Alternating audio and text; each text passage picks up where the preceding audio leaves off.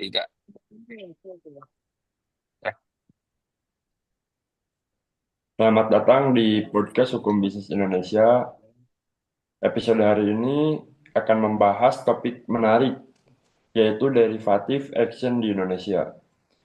Perlindungan bagi pemegang saham minoritas.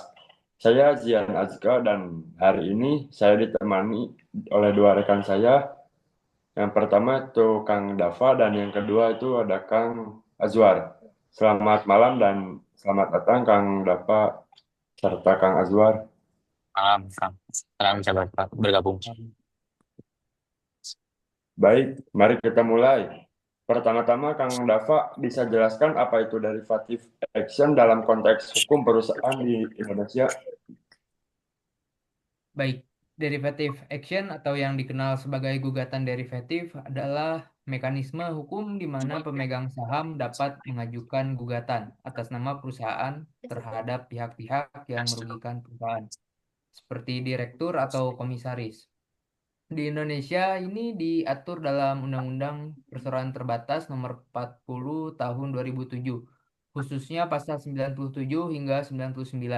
Konsep ini berasal dari common law tapi telah diadaptasi ke sistem hukum kita untuk melindungi kepentingan perusahaan dan pemegang saham minoritas.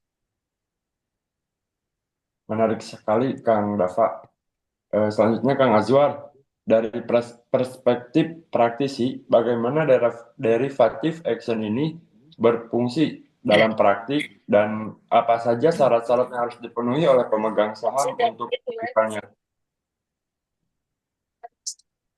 Ya dalam praktik derivative action itu menjadi alat penting bagi pemegang saham minoritas yang merasa perusahaan dirugikan oleh manajemen. Syarat utamanya adalah pemegang saham harus memiliki minimal 5% saham atau sesuai anggaran dasar perusahaan. Nah, mereka harus membuktikan bahwa direktur atau komisaris itu telah melakukan pelanggaran fidusiari, yaitu di mana gugatan ini diajukan ke pengadilan negeri. Dan jika menang, kompensasinya kembali ke perusahaan, bukan ke pemegang saham secara pribadi. Gitu, Kang. Jadi lebih fokus pada pemulihan perusahaannya. Ya, Kang. Kang Dapa bisa beri contoh kasus derivative action di Indonesia atau setidaknya skenario hipotesis? Baik, untuk kasus derivative action di Indonesia itu masih jarang dibandingkan dengan negara seperti Australia ataupun Korea Selatan. Tapi bayangkan skenario di mana direktur sebuah PT menjual aset perusahaan dengan harga di bawah pasar ke perusahaan kerabatnya. Pemegang saham minoritas bisa mengajukan gugatan derivatif untuk menuntut kerugian. Dalam Undang-Undang 1995 yang lama, konsep ini pertama kali diperkenalkan dan revisi tahun 2007 membuatnya lebih jelas untuk mencegah abuse of power. Nah, Kang Azwar, apa manfaat utama dari derivative action ini bagi pemegang saham minoritas? Nah, untuk manfaatnya itu sangat besar gitu, Kang. Terutama dalam memberikan keseimbangan kekuasaan. Nah, ini tuh pemegang saham minoritas seringkali tidak punya suara di rapat untuk pemegang saham RUPS. Nah, jadi ini jadi alternatif gitu untuk menegakkan approved good corporate governance. Di sisi lain, ini juga mendorong direktur untuk bertindak hati-hati gitu.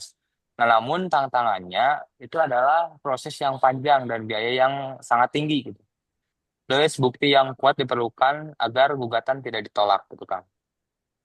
Nah, benar, Kang Azwar. Proses hukum di Indonesia memang bisa memakan waktu.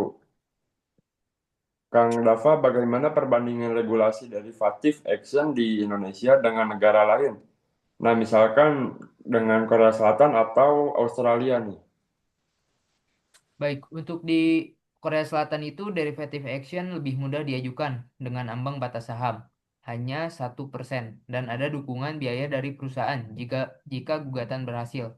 Sedangkan di Australia ada statutory derivative action yang lebih fleksibel. Di Indonesia, kita masih perlu reformasi untuk menurunkan ambang batas dan menyederhanakan prosedur. agar lebih efektif melindungi minoritas. Penelitian menunjukkan bahwa regulasi kita mirip seperti common law, tapi implementasinya perlu ditingkatkan. Kang Azwar, dari pengalaman Kang Azwar sendiri tuh, apa saran untuk perusahaan atau pemegang saham yang menghadapi situasi ini? Nah, baik, bagi saran saya itu perusahaan harus punya mekanisme internal gitu, seperti audit independen untuk mencegah konflik. Bagi pemegang saham, konsultasikan dengan pengacara sejak dini gitu, dan kumpulkan bukti kuat. Jangan lupa itu derivative action bukan alat balas dendam gitu, tapi untuk kebaikan perusahaan secara keseluruhan. Terima kasih Kang Azwar ataupun Kang Dafa atas insight-nya. Sebelum kita tutup nih, apa pesan-pesan terakhir dari Kang Azwar ataupun Kang Dafa?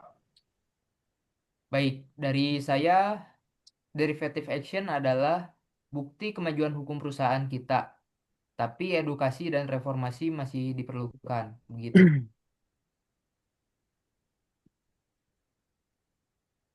Dari Kang Azwar?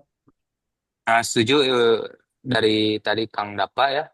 Jadi ini alat untuk empowerment bagi minoritas dan baiknya digunakan dengan bijak gitu Kang. Baik, terima kasih Kang Dafa dan Kang Azwar. Mungkin